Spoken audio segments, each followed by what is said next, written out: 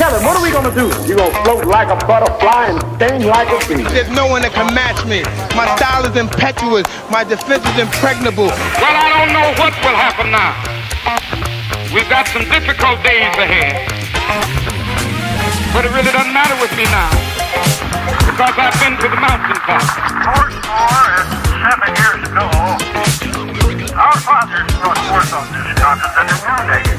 She's remembered and dedicated to the conversation of all men are created. From the beauty of Kinabalu to the white sands of Mengayau, this is the American Green Corner Podcast. Now known by American Corner Sabah, by the way. This podcast proudly brought to you by the American Corner Sabah by the US Embassy KL in collaboration with Sabah State Library Tanjung Aru. At American Corner Sabah, we are bridging cultures between Sabah and the United States, fostering education, sustainability, and a shared future in a safe and welcoming space.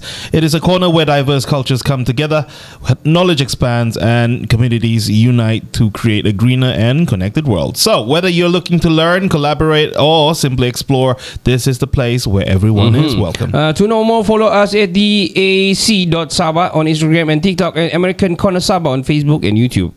So kita terus saja, kita tanpa membuang masa. So kita kali ni subjek aku rasa macam quite it's a serious subject. It's a serious subject dan aku rasa sangat important to share. Yang mana banyak yang aku punya pengalaman mengenali orang-orang yang, to be frank, in denial. In denial. Specifically, diorang nampak diorang punya anak tidak pandai baca and then non-responsive dari segi macam-macam benda. Dipanggil tak pandai datang, datang tapi masih mau lari-lari and very, energetic and stuff, hyper and stuff. Tapi they still said no, diorang ni slow learner begitu. So macam in denial. Tapi at the end of the day, diorang lambat bagi pendidikan yang sewajibnya, yang seharusnya untuk anak diorang ni.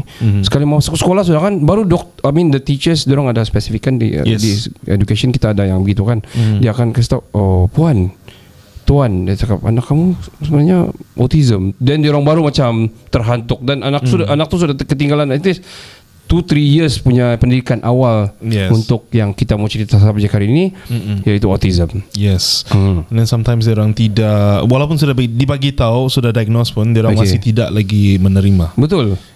So today is the day where we raise awareness about autism with someone that is so special. Saya perkenalkan sedikit. Kita kenali masa KL Podfest. So diorang pun ada show masa tu. Dan podcast diorang ni dipanggil Kita Family. Kita Family Podcast. Puan Nick Didi. So welcome to Kinabalu Podcast dan juga AC Podcast, American Corner Sabah Podcast. Thank you. So happy to be here. We're happy to. So kita berkenalan hari tu pasal show di sana, di KL. Dan kamu ada show sekali. Dan I was actually terkejut sebab KJ punya wife is one of Kita Family punya ni kan. I actually don't know. I just know. I actually don't know yang adakah KJ punya anak also autism or something? Ya betul, anak yang kedua. For real? Okay. Kita Family semua anak dia ada autism. Ya betul. Baik. So 5 of us semua ada anak autistik. Okay. Wow. And I have 2. Oh, you have 2? Yeah. Okay. Banyak boleh cerita ni. First, my goodness. Wow. How old both of your children?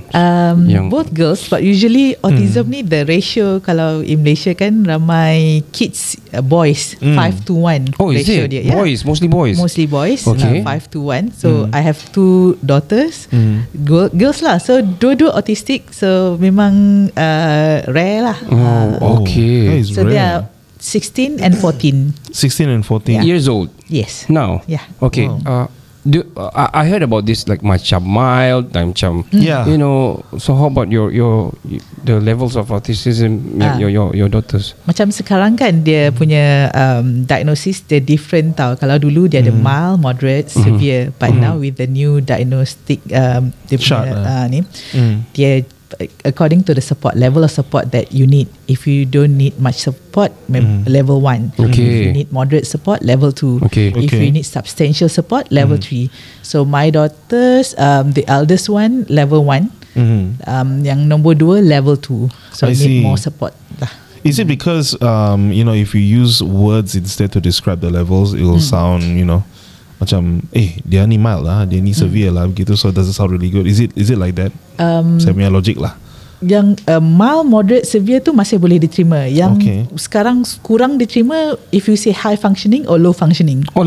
Okay. Yang itu do they do that? They use that term? Last time they still use it. Ada lagi orang masih guna lah, like anak you high functioning ke, low functioning ke. I'm like, don't do that. It's like you're saying anak you IQ tinggi ke, anak you kan? Right, I get it. You don't do that. So functioning is guna tak guna tau. Berfungsi so atau tidak? Bad. No, not good. Bad and rude though. So rude. Yeah. Okay. I wanna call back to the history. Adakah autistic ni ataupun autism ini adalah penyakit keturunan ataupun adakah dia genetik atau macam mana? Okay, that's a good question because ramai orang tanyakan like, why autism? Ada yang salahkan parents, bad parenting. You did it to your children because you bagi iPad. You for real? Bagi iPad boleh menyebabkan autism. That's a misconception lah. Okay. My goodness. Because if you give your anak kecil kan, lots of tengok TV, gadget, phone, they may turn out to be like they have autism, but they don't. Okay. Because of lack of stimulation kan. Right. Kan bila phone kan laju, and then kita sebagai parents, we are not that interactive. We are not as cheerful as the YouTube video. Not as colourful. So kids get transfixed kan. So dia bila kita panggil dia tak nak layan. Fokus dia kurang. Right. So they may seem like they have autism, but then if you go for assessment and doctor would not give diagnosis right away lah. Usually doctor would send for assessment by therapist. So therapist also would do some intervention as well. So if you are not autistic, it's just because of lack of stimulation, you not recover, you can catch up lah. You can catch up, and then you become better. You dah start boleh interact. Your speech also become better. That is not true autism. Alright. But then kalau autism, that one it may seem macam budak banyak tengok gadget jugalah. So kalau nak kata keturunan, like kita punya culture, if you say that it's diagnosis because of the genetic kan, then start lah blame your side lah. Husband side lah. Because your uncle gini or something, your auntie. My side no way, tak ada. Everybody is okay. So we tapi kalau dapat cantik yang lawak, it's my side. Kalau pandai from me. I got it from my mom. Was it from me? And then people say that from vaccine. That is also recently. not true. Okay. Not just the COVID vaccine. Last time they said MMR. Right. Yes. Vaccines. Not vaccine, because memang ada satu paper yang keluar say that autism caused by vaccine, but that paper had been debunked, had been retracted, and banyak lagi paper after that yang buat kajian to show that it's not caused by vaccines. So don't go like saying you lah pergi bagi anak you vaccine, anak you autism. So it's not that. So it's genetic and epigenetics. That is the big discussion now lah. I see. So that is plausible lah when it comes to genetics.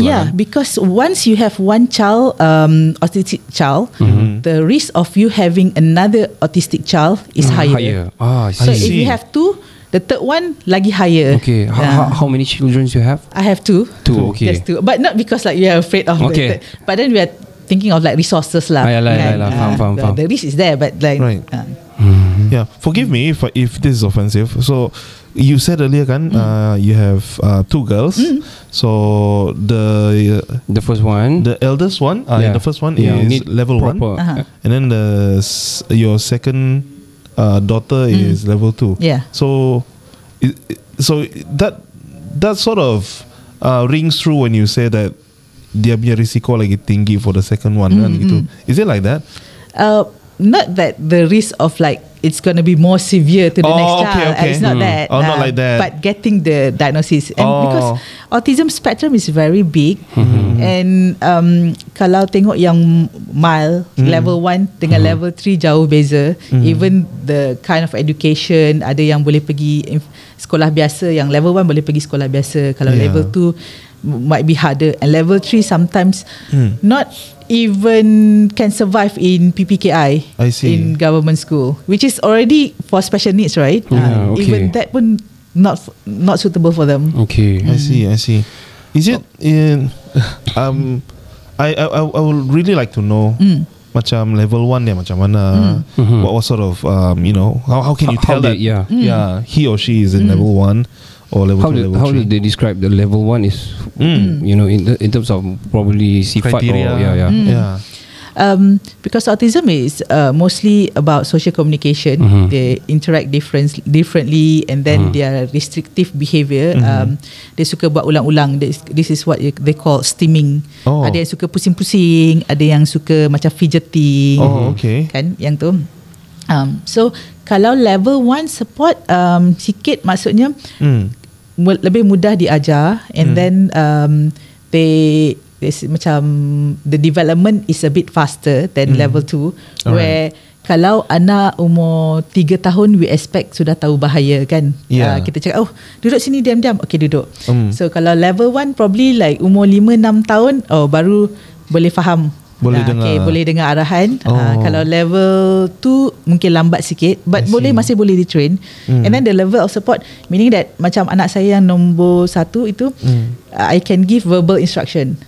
So dia ada anxiety, dia tak boleh macam benda terkejut. So I have to like tell, okay, tomorrow this is the plan. Okay, we're going here, we're going there, and then after that apa-apa. Macam tu, verbal only. But adik kalau level 2, dia lebih faham kalau I make it into schedule, either in words or visual. Kalau bergambar tu lebih baik. I see. So macam for your daughter yang level 1 tu, kalau macam tiba-tiba let's go this, macam mana reaksi dia? Dia akan terkejut. Depends on the mood lah. Kalau dia tak mau, because she can speak kan. Kalau dia tak mau, dia upset lah, marah-marah. I see. And then macam this one kan bulan puasa, she was like macam, alamak puasa nanti saya lapar, nanti saya tak cukup tidur, dia banyak risau. It's internally. Tapi if we don't talk about it, we don't know that inside she's struggling.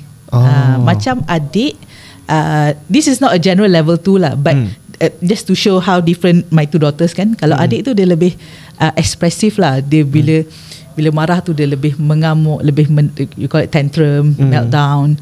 So lebih sukar untuk kita manage lah emotion dia. Kalau dia happy, dia memang show it all the way gitulah. Yes, itu yang macam kalau kita tengok autistic kids kan suka run around and then jerit-jerit and flapping kan. It's just that they are being happy. Macam kita kalau pergi concert lah, I use analogy concert, dan kita pergi concert like kan, normal. Tapi kalau kita dalam library kan, macam not the right place for that. But that's how they feel. How they feel, because kan my daughter kan I ajar size of reaction and size of problem. Macam kita kalau benda sikit, very subtle reaction, right? Chill. You only scream if you are in danger. Bila they scream for small thing, I ask her, why you scream? It's such a small problem. And then she said, no mama, it feels like a big problem to me. Okay. Feels. The feeling is big, the emotion. So that's the difference. Is not just the behavior, it's the insight as well, the neurology, the way they're thinking, the way they look at things. Did I want to ask you back to the history for the first time you guys encounter your first child dah. What was the feeling you went through masa you get to know, and how old was she masa dia tu kena diagnosed as autistic? She was almost 3 years old at that time. Masa tu dia boleh membaca, all the ABC books. A, apple, B. Bila kita point dia boleh baca. Tapi you just imagine kalau nak minta susu, she couldn't ask for milk, she would just cry. And no calling me mama, daddy, no. Tak ada, no communication. Okay. But she can speak because kan boleh sebut like nothing, no, not even kan kalau budak-budak pelat like kan. Tapi perfect pronunciation. Okay. So I was like, what is happening here kan? Masa tu, Tapi dia tak minta masa tu. Tapi dia nangis. Nangis saja. Okay. And then dibawa pergi jumpa doktor pakar for assessment. They say okay lah, this is autism. Memang malam tu memang tak boleh tidur lah. Okay. It felt like it was diagnosed pula masa tu dah diagnosed. Doktor dah bagi diagnosis. Yeah. Okay. It took just one assessment. They kata okay, this is quite obvious lah. Okay. It was autism. Because ini hospital swasta. Kalau hospital kerajaan usually they will hantar for therapy dulu, and then therapy bagi report. Depends on the ni lah, whether it's clear, it's obvious or not lah. Kan? So the feeling, I always say this, it's like the death of your dream child. I see. That, right. You know, because of course when you ada anak kan, before you lahirkan anak pun kita dah ada kan. Faham. Kita punya dream nak anak kita, everything. And then because I didn't have a lot of experience with autism, tak ada kenal sesiapa lagi autistic individuals. So we don't know the potential. We just rasa bleak lah.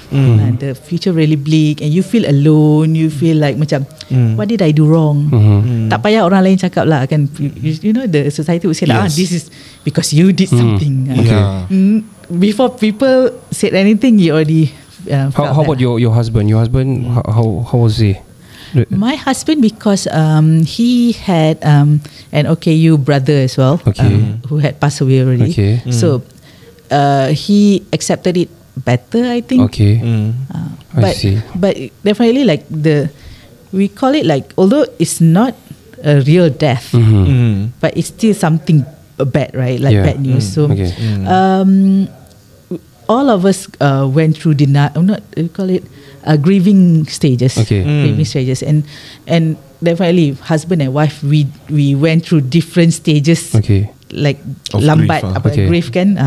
There's like denial, then like you question yourself, anger, and then like the end, of course, acceptance. But I always say this to other parents, like we think that we accept it, we already like reach acceptance, anak you dah masuk like you call it early intervention program kan, umur 4-5 tahun, but it comes again and again tau. There are times that you kata apa, hati terusik lah when you see like other kids normal kan, taking exams, and then like macam apa 13 years old going for boarding school, so it touches. And then interestingly kan, I had this kind of interview few years ago. I had to recall and told this story kan.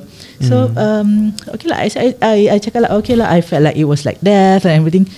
And of course I didn't tell my daughter, because we were in a different room kan, we just do online and everything. And a few days after that, right, she came to me and say, Mama, I know I'm not the daughter that you hope for. Alamak. I was like, dia dapat rasa tau.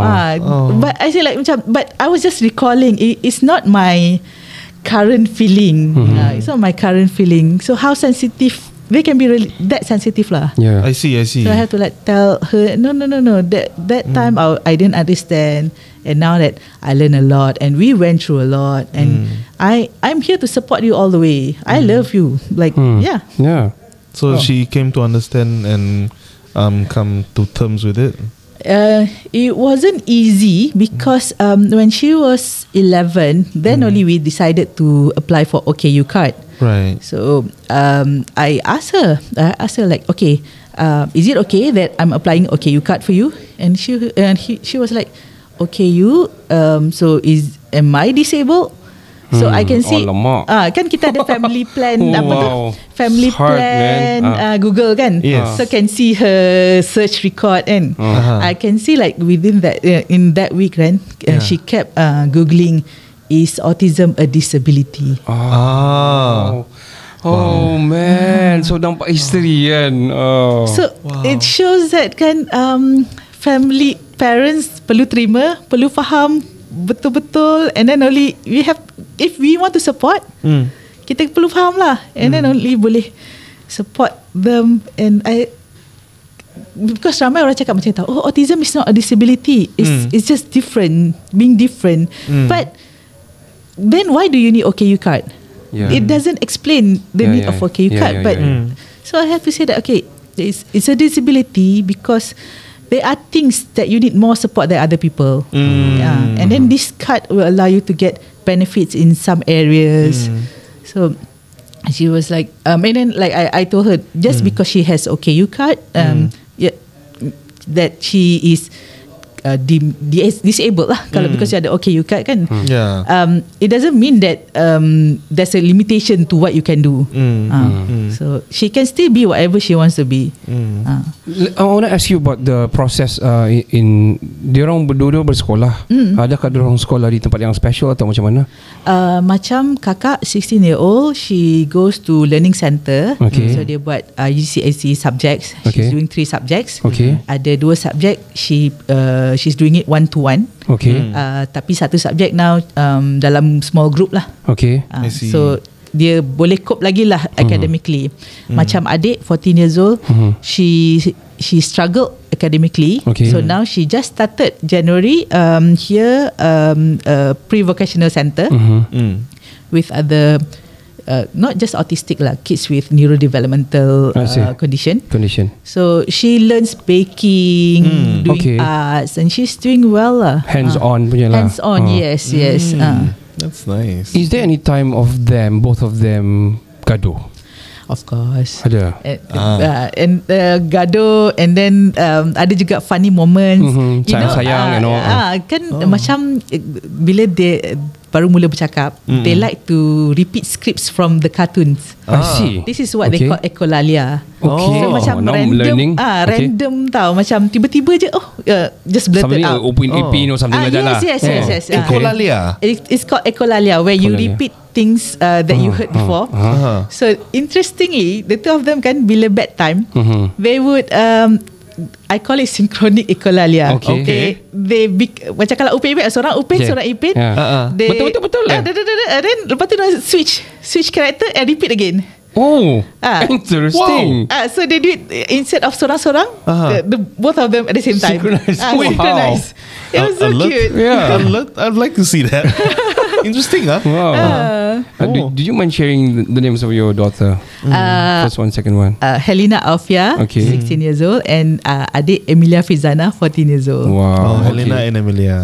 Wow. Do you think like macam science, AI and stuff, modernization ni, do you think that in the future there's probably medical punya, medicine for this? For this probably I don't know, in terms of mungkin dari segi pemakanan ataupun dari segi experiment and stuff. Do you ever think like that? One thing is everybody perform better when your body is in optimum condition. Right? When you're healthy, you progress better, you develop better. So there's this tendency for them to have guts problem. Sakit perut, constipation, and everything. So when we help them with their guts, they learn better, they improve. But not saying that they become normal, but improve lah. And then because when you selesa badan kan, you tak adalah you nak tantrum. And then because some of them they have problem, tak boleh bercakap, so cannot communicate what is happening, what they are feeling. Sometimes not that they cannot feel, but they feel differently, and they macam sakit perut, tapi bukan dekat perut, and then macam rasa tak selesa because they have differences in sensory as well. I see. Sensory macam kita, we don't think about like, kita sedang pakai baju, but for them like some of them lah, depends on what kind of sensory profile that they have. They don't like some fabric. Ada yang lebih suka baju ketat, tak boleh baju longgar, rasa macam tak selesa. Macam rimas. Ada yang macam perlu rasa macam ketat sebab nak rasa macam being hug like that. Ada yang macam light too bright, cannot. Ada yang too loud, rasa too loud also tak boleh.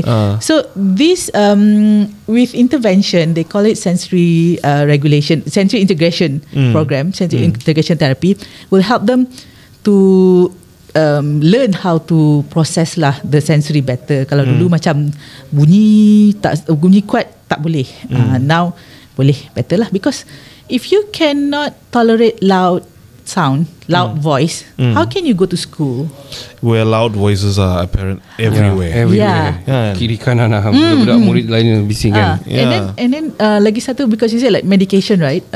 Because they are doing all this research, what are the exact genetic the gene that cause autism. I think once they get to know which specific gene that cause it, then probably they can come up with medication that can cure. I think if they find out which part of the DNA or gene, they can even eliminate autism. I think I believe so lah.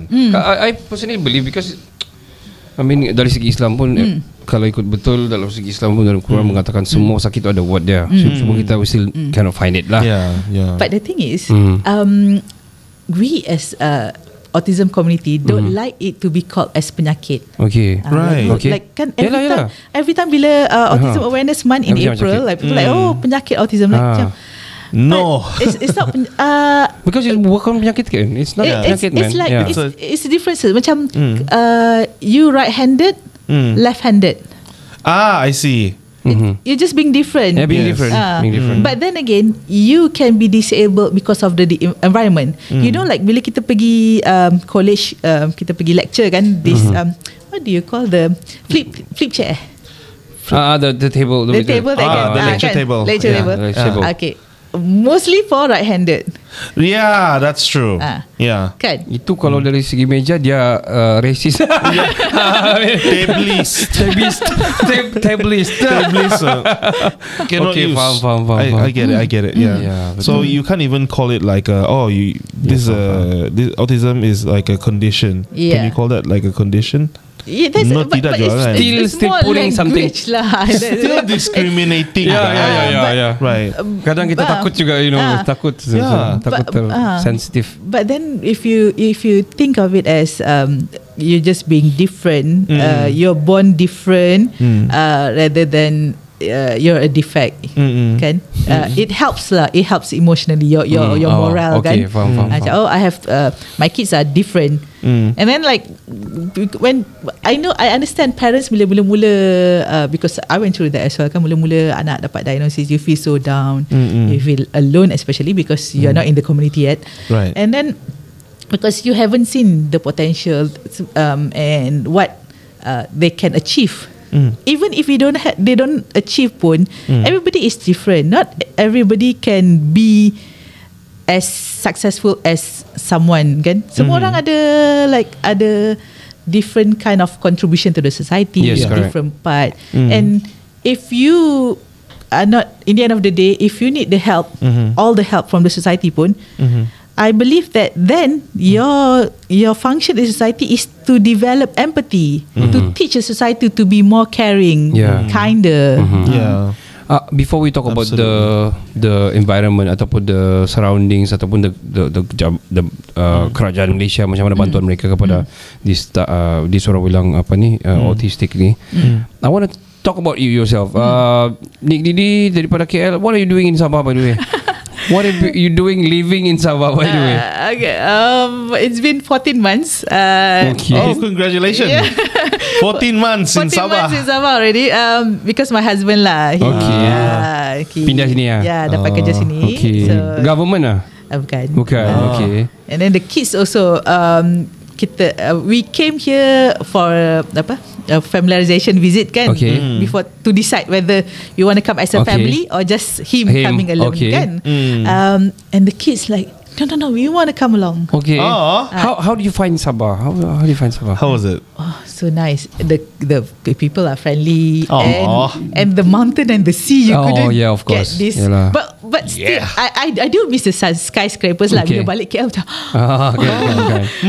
My concrete trees. Yes. But then over here like in the morning kan when I drive my kids to school kan, every time kalau nampak Kinabalu kan, this is gonna be a good day. Rasa macam tu. It's a good feeling. I know. Glad you love it. Yeah. And because after a year we had to move house sebab contract dah habis kan. I see. So it was like an opportunity lah. My husband said, okay, if you want to move back, this is the time, so that he can find a smaller house lah kan. Say like if we don't want to stay here, but my kids like and us like no, we are staying, we're still staying. Give us like few more years, we want to be here. Okay. How many more years? Don't know. Not sure. Probably more to come lah. Yes. More years to come lah. By then you already okay kah? Boleh bah kalau kau. Let's work toward that. Yeah. Let's talk about the environment ataupun the persatuan, kebajikan ataupun dari segi government punya support in this autistic ni. Adakah dia membantu ataupun macam mana level sekarang? Kami pun tidak ada, we don't have the ideas. You cannot see how what is going on, by the way. definitely. Adakah diorang buat sekolah khas kah mengikut level-level tertentu? Adakah diorang ada bajet-bajet tertentu kah yang membantu ibu bapa dan juga yang ada benda ni? Okay, shout out to Sabah government for giving 2.5 million in their 2035 budget. Yes. Not the federal lah. No. Sabah government. Sabah government. Sabah state government 2.5 million for early intervention. Okay. And just few weeks ago, they already announced the opening of Pusat Autism Sabah in Sembulan. That is under JKM. So if you guys want to check out, those yang dah ada kat OKU, check out dengan JKM lah how to apply to get to because it's specific for autism. From 3 to 7 years old, something like that. I see. It's nearby. Yeah, Sembulan. Yeah. Do check it out, guys. And then we do have associations as well. Like in Sabah, in KK we have Sabah Autism Society. Shout out to Jennifer Balanting. She's the president. She's the president. So her team had tirelessly keep raising awareness. Wow.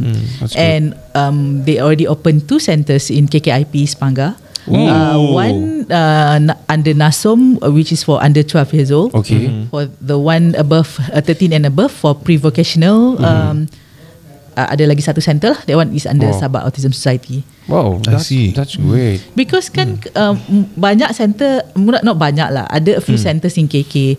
But you imagine those living in outskirts of KK. Yeah. How they travel far. And the traffic as well. I think it's the distance yang menjadi masalah ni, because if they are in, let's say lah, kampung-kampung, and then ada anak ataupun family member yang autistic, they cannot get the support that they need kan. So I think that's a good start. At least kan, it's a good start, and then they expand it to other daerah kan. Orang lain akan jadi follow, and especially yang di urban places ataupun di rural punya places. True that.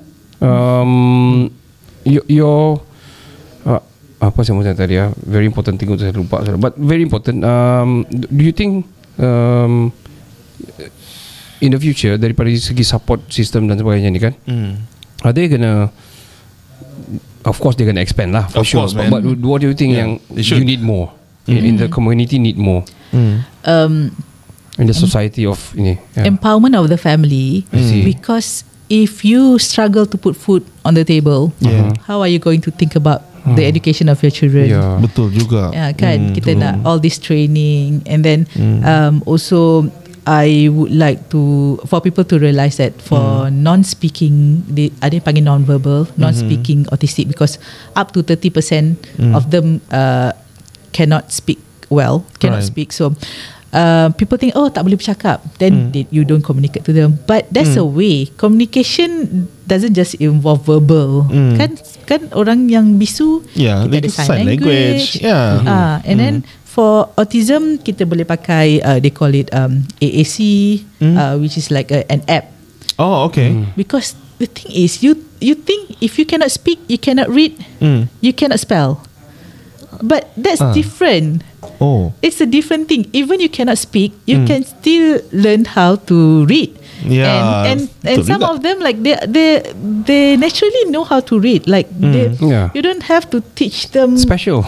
And then when you have AAC, you have the picture and you have like one word under the picture. So they just point lah, like I want apa? I want rice. Because when you cannot communicate what you need, you become frustrated lah. People don't understand you.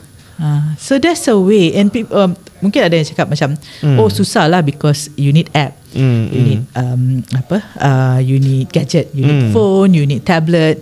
But there's also a low tech way where you can print and you laminate kasi tahan lama kan. Yes. You laminate for each occasion, macam waktu makan di rumah, di sekolah. So you provide enough words for them to communicate. Right. Did you do that? My daughter, when she was 14, she had to go through double teeth extraction. Okay. Which is like kalau kita pun takut kan, double teeth. Sebab nak pakai braces. So she was like, kan dia ada anxiety kan, so she was like takut. So my friend speech therapist lah recommended, why don't you do this? It's called communication board with all the little pictures and everything. So we I printed that. I even bagi pada dentist also printed it out. Okay. So bila dia ada tu, she knows she can communicate with the dentist. Okay. But to think about it, bila kita pergi dentist pun kita tak boleh bercakap. Kita mula buka mulut kan. But she felt like I can say like pain, stop, like louder, like apa ada the words are there. She wanted to ask for blanket. But then because dia kan sudah besar, dia we negotiate. I mean, we discussed. Okay, what are the words that you think you may need during the procedure? Okay. Ada input from her as well lah. I see. But it reduced the anxiety because for them, although those who are really can speak, whenever they are overwhelmed, like on the bridge of a meltdown or during a meltdown, their ability to speak terus drop. Gone. Like panic or scared. So when kan kita pernah kalau macam having this panic situation, you felt paralyzed. Yes. Imagine for them having it more often. Because of the fragility of their neurology kan.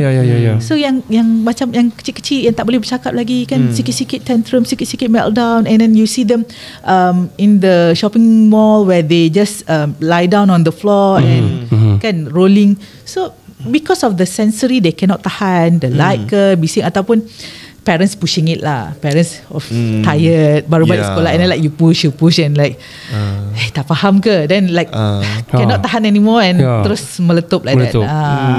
Have you ever reached to the point yang you rasa macam penat, you struggle and everything? Of course. How do you go by? How do you handle it? First I made my house safe lah, so that I can rest. Okay. Kalau dekat luar memang macam heightened sensory tau. Tengok kalau pergi rumah orang kan, one of us would guard the front door. Okay. Sebab takut anak terlepas, which had happened lah. Okay. And then even now, I mean, even now tak adalah. Okay. Now tak adalah. Older kan. So macam mesti pegang tangan. We always like plan. I macam pakai handbag pun sling bag. I cannot, because I need 2 free hands. Make sure kan boleh get more practical. And then always pakai sport mobility. shoes. Because there was one day I pakai baju kurung because ada appointment lah, nak tengok for a potential school. So and then lepas tu bawa pergi hospital for therapy, and masa tu lah terlepas, and I was like tawakal, lepas seorang and terus pergi kerja, because one going out to the dah keluar pergi keluar hospital, seorang lagi I macam hopefully stay. Tapi masa tu pakai baju kurung, so after that rarely lah pakai baju kurung, but now can lah. I see. So the heightened sense, heightened awareness kan, you what you call that thing, on your surrounding, you what I can't remember the word, where you're like betul-betul berjaga-jaga all the time. Paranoid is it? No. Not paranoid, cautious vigilant. Okay. Hyper vigilant. Man, that's tiring. And then macam nak pergi beli groceries pun, you got to plan everything, like okay, if I go to this mall, how far do I have to park? Okay. And then from there, and also like detour lah. Make sure not passing depan Toys R Us. But yeah, will you? Yang itu dah. But Toys R Us. yang I because they have bigger reaction kan. I think the kids also you can pujuk-pujuk. But for autistic kids they have Susah bigger sikit reaction. So and then kalau I try not to go alone masa kecil-kecil kan. Because my kids kalau lepas tangan tu pergi tak kembali lah. Oh my. Even I call, I scream, I have to chase lah. And look for them. Were you I don't know, this is a sensitive question, but were you allowed to park in the OKU punya park kan? Kalau Selangor, negeri Selangor boleh, because you can apply through their majlis, the council kan, city council. You can dapat stiker, tapi itu untuk negeri Selangor saja. Okay. Oh, okay. Kalau tempat lain, Sabah, Sabah tak ada lagi. Okay. And then usually the priority is for physical lah. Physical disabilities. Physical disability, Right, and also driver. Usually they say the driver lah. And then I think they should lah. Yeah. Tapi kita ada tak banyak anak-anak jauh lagi jarak masuk entrance and all. Tapi perlu ada banyak lah. We don't want to take. Yalah. Faham. Kalau ada banyak, yang betul-betul yang probably sebab we don't need bigger space. Macam yang okay, you bigger because nak keluar barang. Betul-betul. Dia macam ni lah, macam parking for families, parking for ladies. Ladies. Kena banyak lah. Macam mall in KL, Sami Putra Mall and Wana Utama, they have sensory room. They have parking. Tapi parking for no, this is for autism families. Wah, okay. So ada parking, but then only once a week lah. Dia ada hari Selasa where you can park there, dekat dengan entrance lah. I see. Ada sensory room Sensory room macam in airport, in KLIA pun ada sensory room. I thought like macam itu untuk budak-budak kecil, because it just happened like 2 years ago macam tu. Anak-anak dah besar kan. I thought like it's not going to be useful for my kids, sebab my kids dah besar and we had survived without it anyway, kan? But it turned out that we tried it and it was really helpful. Like calm down. They like macam my daughter siap main game, buat ada few game dia nak exercise dalam tu, just to wind down before we took the flight lah. So really helpful lah. Oh, that's the use of a sensory room. I didn't know. Because it's the light is dimmer, but not just like dimmer, but they ada satu corner with like beautiful colourful lights. So it depends on what you need lah. Okay. And then sometimes the texture of things, ada bin bag lah, and then like so depends on what you need. So actually, we in Kita Family Podcast, we also promoting providing accommodation for them. Accommodation meaning that penyesuaian what you call, normalization. I don't know what calls that. The pengubah where you adaptation. Yes. So we want like the universal design to make autistic people also comfortable. For example, macam you know the symbol of female and male toilet. Yes. That's a standard one. Yes. Okay. There's also like sometimes people are trying to be creative, macam dekat hotel. Yang ni pakai kan. So you have to think. But for people with disabilities kan, sometimes they switch it, susah nak fikir macam take a while lah to think about it kan, when it's supposed to be like male and female lah. And then like having sensory rooms at like not just shopping mall, library also can have, like school, mosque, church, kan, so that whenever like nampak they are overstimulated before they melt down, the parents can bring them to the room and then chill and then come again, and then like so it's not too much for them lah. I wanna ask you about diorang getting adults kan. This 14 and 16 kan? 16 ya. Oh wow, how do you gonna, because you know diorang kan menjadi dewasa, banyak persoalan-soalan and everything. Betul. I do believe because you saying just now, dulu takut satu orang kena jaga di pintu because takut kena tangkap, but now tidak, sudah so there's the development in the growth, diorang memang membesar juga at the same time, right? So mesti banyak soalan-soalan yang because they don't getting you know jadi dewasa. Do you prepare that yang macam soalan-soalan yang tertentu dan sebagainya and everything? And are you anxious about them growing up? Of course lah kan. and then sebab kita kan alhamdulillah we have access to services. So my eldest she's seeing educational psychologist every other week. So every other week, but because she's in KL, so she can do online lah. And because she's independent, she can do online lab. And I got to learn more on how she feels and when she has questions on things and macam selalu the not crisis but more thoughts on religion. Why do we need to fast? Why Muslim? Because they like to communicate online. This is like not just autistic lah, but because they have harder time making friends. Physically, they have friends online, and when like you talk, Roblox or something. And then because my kids are English speaking, so naturally they make friends with people from other countries around the world. Around the world. So macam you know, like like my second daughter too, she's into arts, so she got friends on YouTube, and she made profile pictures.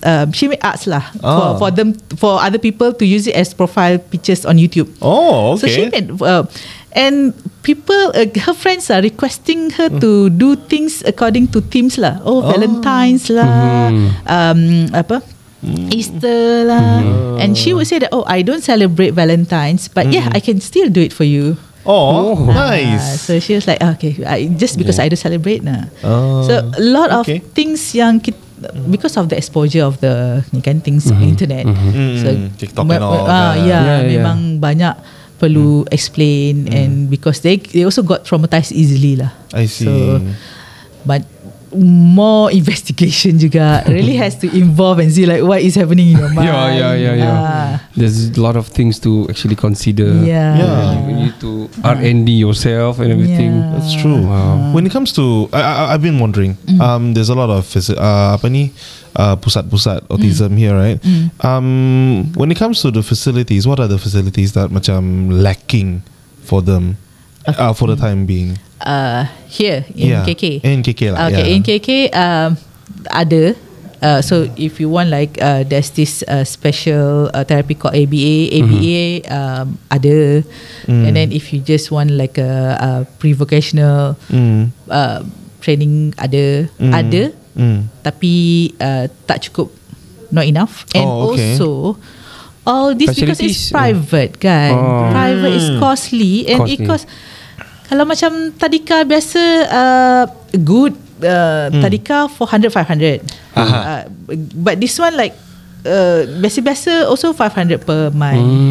You're not saying like a cost lah. Cost is the main it's thing still juga. cheaper than KL. My daughter pergi yang private one, cheaper than KL. Tapi not many people can afford it. Faham. Lepas tu macam kan kalau government we have PPKI in school. Yes. So PPKI I was about to ask you what is your take about PPKI? Satu my kids because they are not Malay speaking. Okay. But at one time they were in inclusive education, mainstream. Right. Until kakak until standard 4, adik until standard 2. Okay. But then I took them out because by then adik couldn't cope it anymore. So we moved them to learning center in KL. Right. So learning center KL banyak lah, banyak small group. So they the funny thing was like I took them to learning center and a few months after that MCO. So because learning center were called homeschool kan. Yes. So like the whole world also homeschool. If only I did like take them out like just homeschool macam mana. Bagus. So it's macam the kids kan, when you go to early intervention, if you improve, you got the skill, you can go, of course you can go to mainstream or PPKI. But I still feel that like in Malaysia lack of accommodation, meaning that it's like it's like sing and swim lah. If you can survive, you stay. If you don't, then then stay there. This is not the place for you.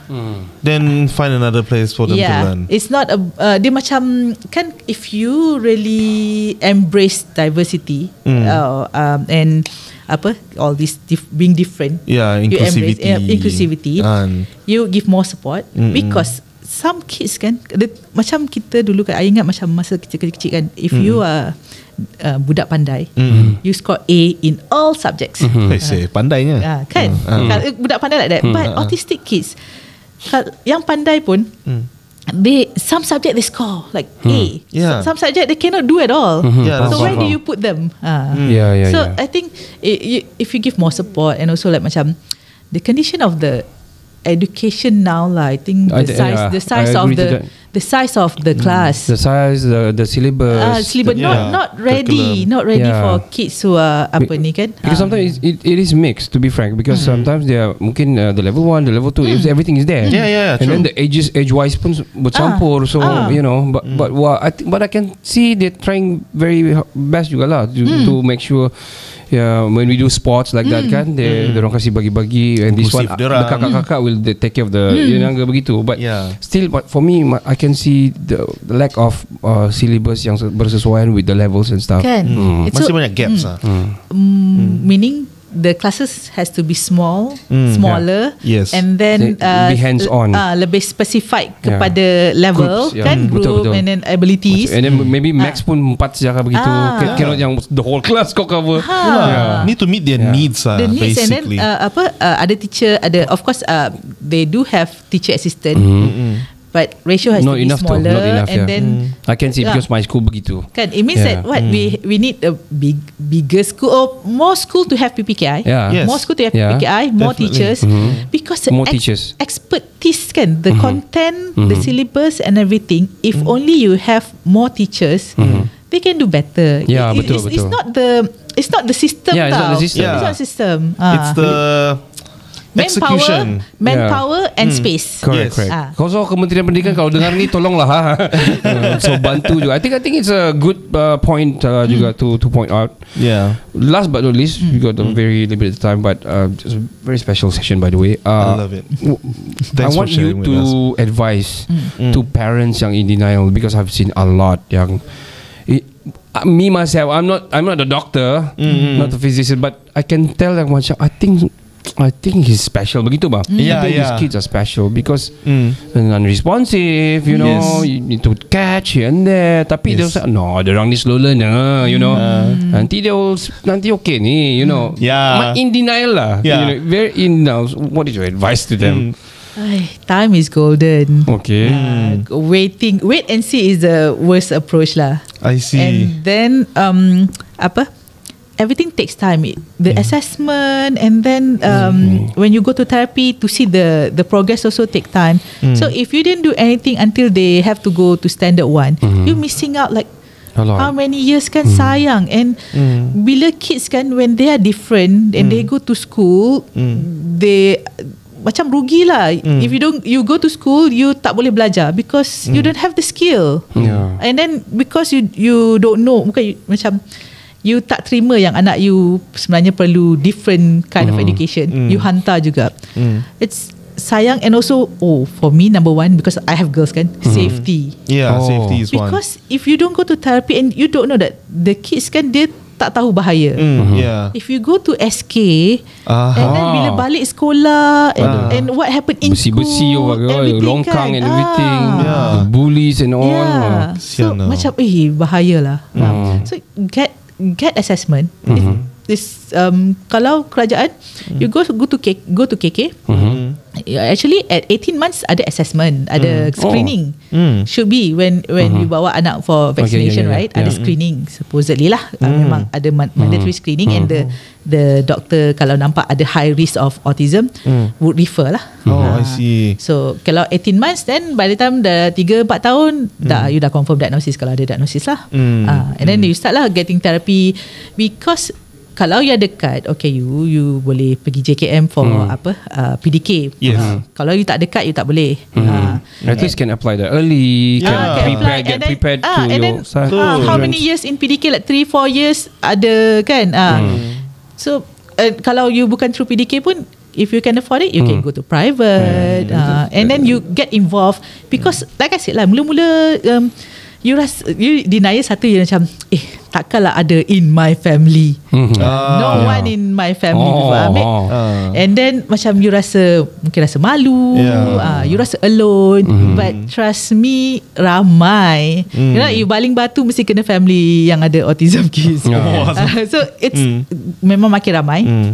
You're not alone, and if you're bila you join community kan, you can see like you nampak the parents happy je, gelak-gelak apa semua, because it's when you understand and you like already doing things, anak you dah boleh pergi sekolah apa, it's not that you're gonna be sad. No, there's a way to enjoy life. It has to be positive. Kalau keep on macam mana dia mau focus with the children, right? And then ramai je yang kecil-kecil tak boleh group, kecil-kecil tak boleh bercakap. Bila besar with the right support, they improve a lot. They are sangat excel in academic. If it's not academic, it can be sports or arts, whatever lah. So the main thing is to act early intervention. You spot it, you go ahead and give the right support that's needed for your kids. Kan.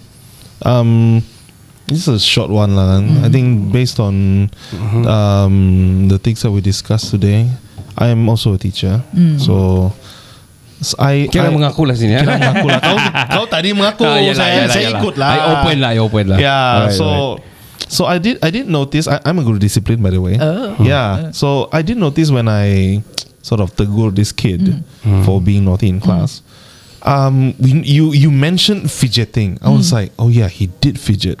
Every single time I reprimanded him, so he like keep doing the hand thingy, and then he kept looking sideways. So so probably he's just scared lah, maybe lah, but he kept repeating. So then the second thing is he's like speaking very loud, very loud. It's like and then his communication with his friends pun macam yang I can say most of the time aggressive. Yang you must listen to me, something like that lah. So it makes me wonder, and I also need to check if that kid, particular kid, is in pemulihan or PPKI. So it makes me wonder if that kid is autistic. So probably ADHD. Or probably that as well. Yeah, it could be. No, there's a lot of terms now, by the way. Bipolar, ADHD, split identities and stuff. But hyper or ADHD lah, maybe lah. Probably, I'll double check lah. So it occurred to me when you said fidgeting. I was like, oh, okay, it's very prominent. I think you report to your PKM. The PKM will go to the disciplinary punya ni. Diorang akan do some assessment. Then they will bring to the doctor and everything. Then the doctor will ni lah. So because your school tiada PPK kan? No, we don't. Tapi sekarang ada new initiative by Kementerian Pendidikan where they have screening kan? Screening. I think sometimes they buat open screening kan. Now I think mula nak wajibkan lah. I think standard 1, last time standard 3. I think if you Linus class for like 3 years and only they would screen kan. Now they screen, they want to screen everybody, every kids, which is good lah. Which is great. Good. Tapi ada parents yang macam don't screen my children. Ni dia dah apa ini? Itulah denial. Macam juga health screening bah. Betul. Aku takut something. Apa blood test? Lah. Bukan saya sakit. Balis. They need some pills or stuff like that. Anyway, it's a good session, Nick. Saya sebenarnya banyak semua tanya lagi. Probably in the future, ada juga orang reach out to talk about this subject. Dan alhamdulillah kita dapat talk about this subject, and specifically with the American Corner Sabah ni. Memang about this kind of type of apa ni orang bilang genres. So we want to say thank you for your sharings and everything. Sorry for your time juga this weekend. I'll be talking about this one, and kirim salam to Kita Family Podcast. You guys can have a listen to them because dorang banyak cerita pasal ni juga. So the sharing and stuff. So bolehlah follow dorang sana. And thank you so much for your time, and hopefully tidak ada yang terasa because mungkin tersalah bahasa or something kan. I'm really scared of this, by the way. Yeah. So thank you very much, Nick. Yeah, Ken. Yeah, for me, shout out to Kita family for spreading the awareness on autism. Yes, which is great. And just a passing mention, we have a non-resident podcaster, our friend Faisal, who have autistic kids as well. So it is an awesome job that you guys are doing, and it's also great to raise awareness on autism because we don't really know if somebody have this certain kind of symptoms, and then we are being insensitive ka macam mana ka. So good job. Yeah, please do more. Yeah, and we're expecting great things for you guys. Yeah, we'll pray for you so much. Yeah, your husband. Thank your family. Thank you Kinabalu Podcast and AGC. Yes, yeah, man. So sampai di sini je podcast ini dibawakan kepada anda oleh American Corner Sabah by the US Embassy KL in collaboration with Sabah State Library Tanjung Aru. Dan me. Alright, I was lost. In American Corner Sabah, we are bridging cultures between Sabah and the United States, fostering education, sustainability, and a shared future in a safe and welcoming space. It is a corner where diverse cultures come together, knowledge expands, and communities unite to create a greener and more connected world. Correct. So, whether you're looking to learn, collaborate, or simply explore, this is the place where everyone is welcome and it's inclusive. Betul. Untuk mengetahui seperti kita berada di Fab and Design Zone ni. Yeah. Yang mana di sini offers kita ada 3D printers, ada laser cutter and everything.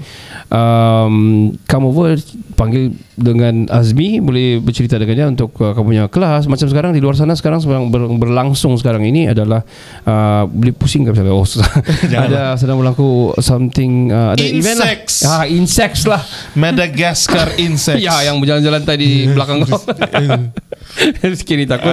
So bolehlah datang dan to know more, of course boleh pergi ke US, follow us at the ac.sabah on Instagram dan TikTok, dan American Corner Sabah on Facebook dan juga YouTube. So sampai di sini saja perbualan kami tentang autistic dan sharing kami. Mungkin kita boleh dapat second session ke third session di masa-masa akan datang. Definitely. Saya Ricardo. Saya Kenny. Saya Didi.